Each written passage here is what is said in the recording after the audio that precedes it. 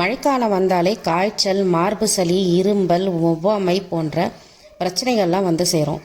இந்த உடல் உபாதைகள் ஏற்கனவே வந்திருந்தாலும் சரி, வராமல் நாமே காத்துக்கொள்றதுக்கான சுலபமான வீட்டு வைத்திய குறிப்பை தான் இந்த வீடியோவில் நாம் பார்க்க போகிறோம்.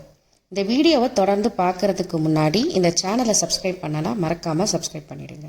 முதல்ல நமக்கு எதனால் இந்த மாதிரி தொந்தரவுகள் அடிக்கடி வருதுன்னு பார்க்கணும். எதிர்ப்பு சக்தி குறைவாக இருக்கிறவங்களுக்கு தான் இந்த மாதிரி அடிக்கடி தொந்தரவுகள் எல்லாம் வரும்.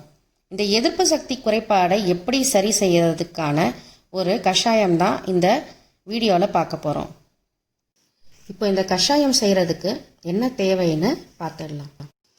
மஞ்சள் தூள் 1 தேக்கரண்டி, எலும்பச்சை பழம் தோலோடு 7 துண்டு, இஞ்சி தோல் நீக்கியது 1½ இன்ச், லவங்கம் 2, அதுக்கப்புறம் 1 லிட்டர் தண்ணி. இதுதான் நம்ம இந்த கஷாயம் பண்ணுறதுக்கு தேவையான பொருட்கள்.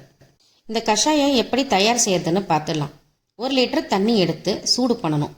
தண்ணி நல்லா சூடு ஆனதும் நாம் எடுத்து வச்ச எல்லா பொருளையும் ஒன்றா தண்ணீரில் சேர்த்துக்கோங்க. நல்லா கொதிக்க விடணும்.